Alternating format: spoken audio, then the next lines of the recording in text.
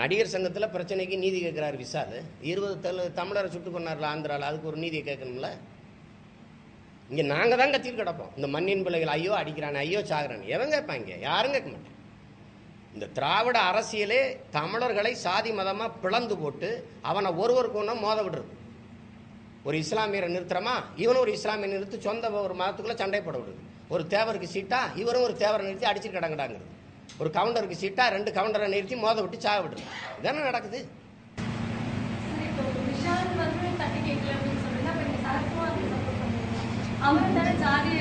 அப்படி கிடையாது. கேட்குறீல் நீ இதுக்கு நீதி கேட்கணும்ன்றீங்கல்ல. இந்த நீதியை கேட்கறதுக்கு தமிழ்நாட்டில் ஒரு தமிழ்நாடியும் கூட இல்லையா? யாருமே இல்லை. விஷாலை விட்டு அவர் ஆளே இல்லையோ? வேற யாருமே இல்லையா தமிழ்நாட்டில் நடிகர் சங்கத்தில் நீதியை கேட்கறதுக்கு? தவறு நடந்திருந்தா கூட அந்த தவறை கேட்கறதுக்கு இங்கே ஒரு தமிழ்நாடியும் இல்லையா? இவர் வந்தால் கேட்கணுமா? அவ்வளோ நியாயமான இந்த 20 பேர் கொண்டாங்களே, அதுக்கு ஒரு அறிக்கை விட்டுருக்கணும்ல, இது தவறு அப்படின்னு. அதை நீங்கள் அவர்கிட்ட கேளுங்களேன், ஏன் நீங்கள் கேட்கலன்னு.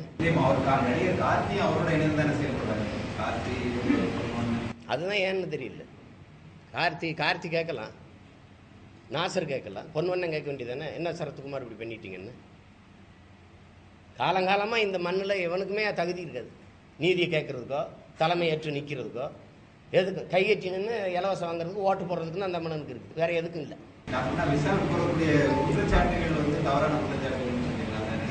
குற்றச்சாட்டுக்கு நான் வரல, குற்றச்சாட்டுக்கு வரல. அது இருந்தால் அது விசாரிக்கணும், அது கேட்க வேண்டியதான், அது நடவடிக்கை எடுக்க வேண்டியதானே. நீங்களே பார்க்குறீங்க, வேடிக்கை தானே பார்த்துருக்கு அரசு. இவர் கேட்குறாரு, உடனே தலையிடுறதுக்கு சொல்கிறேன் நான்.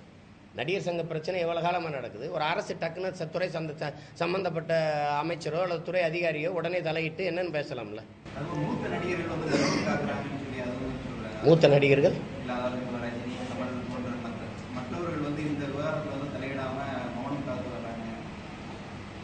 அது ரொம்ப உயரத்துக்கு போயிட்டா இதெல்லாம் ரொம்ப எப்படி சொல்லுது, இதெல்லாம் கேவலமாக தெரியும்.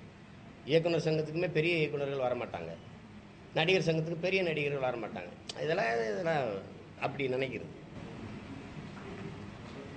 அதெல்லாம் அது பொறுப்புள்ளவர்கள் மூத்தவர்கள் வந்து தலையிட்டு, இது ஒரு அசிங்கம் எல்லாருக்குமான தானே. இது நடிகர் சங்கத்துக்குள்ள பிரச்சனைங்கிறது எல்லாருக்குமான பிரச்சனை தான்.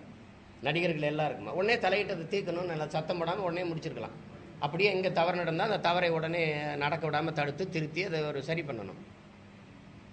அது ஒரு பெரும் மோதலாக ஒரு போட்டியை உருவாக்கி இந்த நாட்டில் நீதியை நிலைநாட்ட விஷாலை விட்டு அவர் ஆளே இல்லைங்கிற மாதிரியும் ஏதோ ஒரு கொடுமை நடந்துக்கிட்டு இருக்கு நாட்டில்.